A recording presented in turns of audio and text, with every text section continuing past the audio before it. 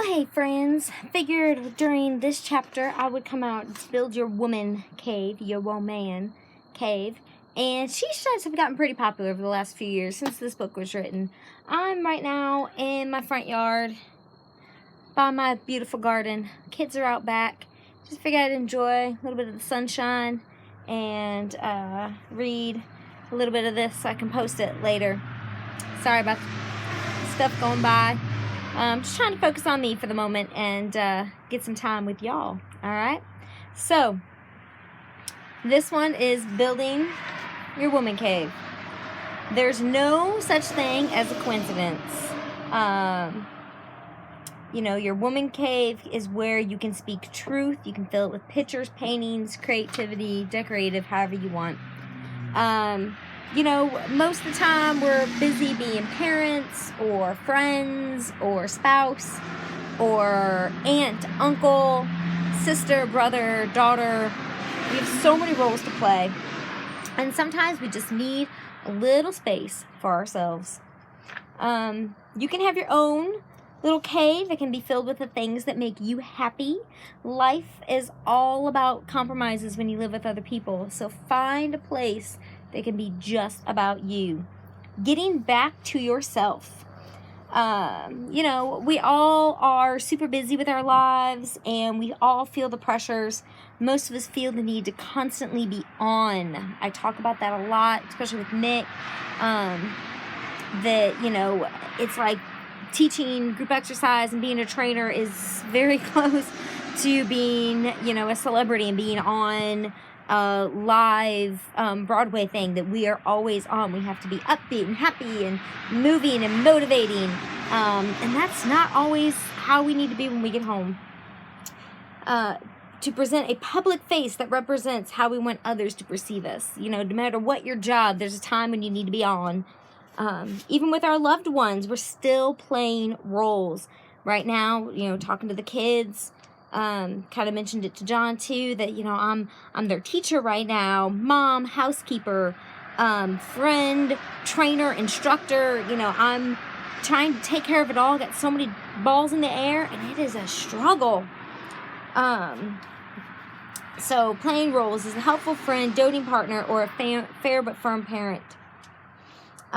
We need a place to focus our minds, clear out clutter, and re-engage with our passions, where we discover more about who we are and what it is we want from life. Taking time to explore these things makes us a better friend and partner, sister, daughter, all of that. Working out is more, most people say, well, can't you do that when you work out? Well, it's more about the physical intensity, and it's more about mental intensity. It's being in that moment to get the most out of your muscles and out of your workout.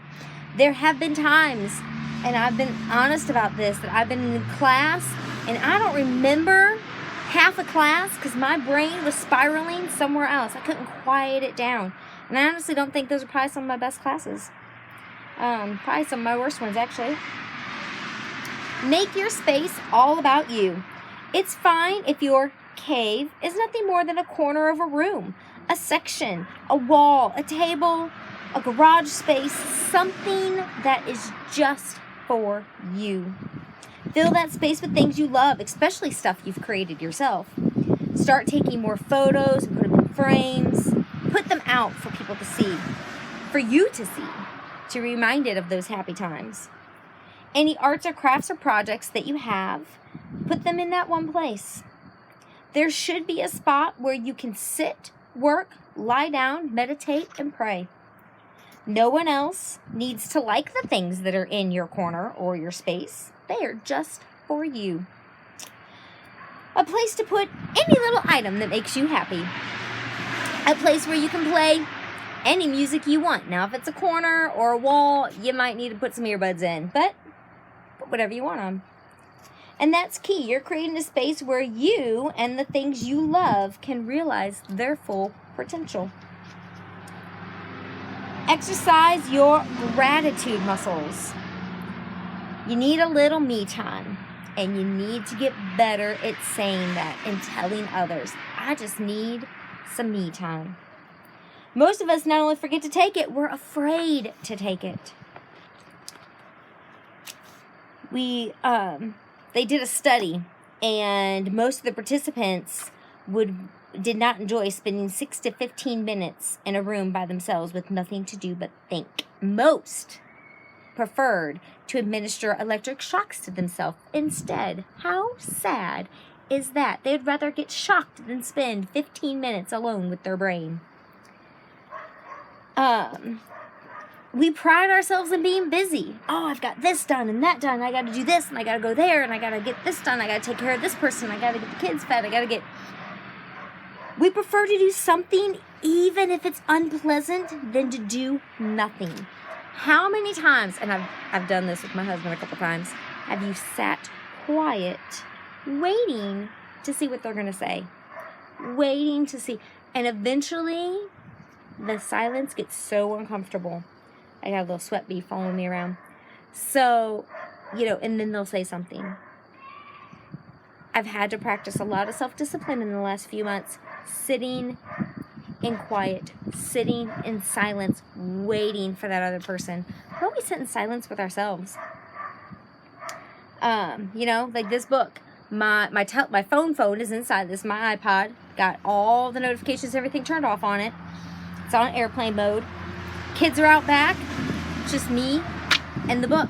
And I just sat out here and took it all in and took a few minutes and just felt the breeze on my skin, the warmth, smelt the flowers, heard the birds, heard the kids and the dogs, just taking time for me. Do just one thing. In your cave, you can meditate, paint, yoga, pray, write. Literally, sometimes do nothing but catch your breath. But no matter what you're doing, be fully engaged in that moment, in what you're doing. Don't go thinking about 500 other things. Just be engaged in that moment. It is not for multitasking. Your cave, your corner, your wall, whatever it is a time for one thought, one activity, one process. That's it. Focus on it. Do that. We're so trained at multitasking that we need laws that tell us not to text and drive. We can't stand the panicky feeling that time is passing us by and we're not making the most of it. That we're wasting time and not getting things done. Now, I have chores inside I could be doing. I have workouts I could be prepping. I have food I could be preparing. I have things, but same with the kids. I told them, hey, you got an hour. Go out back, play, enjoy time. Come back in, we'll do chores for a little bit. I have an hour. And instead of doing 500 other things, I'm here doing this book, talking to you. All right, I keep checking to make sure I'm still centered in the screen. So don't worry about wasting time and not getting things done when you're in your woman cave, your corner, your wall, your whatever. Just focus on you. That's it. Just you. 47% of our time, the average person, is thinking about something other than what we are currently doing. Now, I'm struggling hard, not thinking about that dinner that needs to be cooked, not thinking about those chores that need to be done, and I'm being present with you. And if a thought comes into my mind, I just let it go. I don't focus on it. I don't hold on to it. Just let it go. 65% of the time when we're taking a shower or brushing our teeth, we're thinking about something else. 50% of the time while we're at work, that can get us into trouble, but we do it often. It's usually when we make mistakes, right? 40% of the time when we're exercising, you're not focusing on what you're supposed to be doing, you're focusing on other things. 30% of the time when we're doing anything else, we are focused on randomness, focused on other things, focused on what we need to be doing, what we got to do later, what we got to get done, who we got to call, what we got to do, who we got to meet, what we got to go fix. In fact, tomorrow, I knew I had to mow. I chose not to mow today. Tomorrow's Wednesday. I filmed this a day early. I won't be posting it till tomorrow. But I figured I'm going to get stuff done today. So tomorrow, I have workouts in the morning, teach one class. mow, and then I have my whole day. Nothing else to do. Spend it with my kids. We might not even get all of homework done. And just enjoy the day. As of right now, or at last I looked, it's supposed to rain on Thursday, so we're just going to enjoy our Wednesday. I've gotten better at that. When we go to Beach Bend and I lay in the lazy river and I let them go, you know, I'll feel the sweat bees looking at my legs and just how it tickles, and I just feel it. And I just spend time just breathing and being in the moment. The more you can learn to be alone with yourself and not needing to constantly distract yourself, the better you'll be able to focus on other tasks. Make sure your space is a place, again, you can lie down in, so you can breathe, you can lie down, you can rest, you can take a quick little 5-minute nap, stretch if you need to, meditate, or just be still. Use the phrase, I give myself permission. Give myself permission to take time for me, because I need it. I need to fill my bucket. This is something I got in counseling. What can you do? Nobody else, not relying on anyone else. What can you do to fill your own bucket? That's a hard one, right? Most of us say, oh, with the kids or this or that, or what can you do that's solely you to fill up your bucket? Give yourself permission. Teach yourself to be still. Silence is uncomfortable. We don't like it. Being quiet, still, and alone helps improve memory, concentration, and truth lies in silence. Can't lie to yourself in silence. You just, you realize things. You come to many realizations. Call it a gut instinct or intuition. Call it whatever you want. Me, like her, calls up my soul, or the Holy Spirit that's trying to talk to me. You can still be pretty intense when you're doing nothing at all. There's a personal space quiz. I will post that tomorrow also. Today also, when you watch it.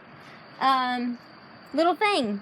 And then to grade it. If you get mostly A's, you're better at calming your mind and counting your blessings. B's indicate you make conscious effort to capture grace and gratitude, but often still busy keeping up with the Joneses, if not the Kardashians. C in this case stands for chaos. Finding a place for yourself and spending more time in quiet meditation could really help. All right. So, that being said, I'm going to take a bit more time for me, just sitting out here on my porch next to my garden and just watch the grass grow. Cutting it all tomorrow anyway, right?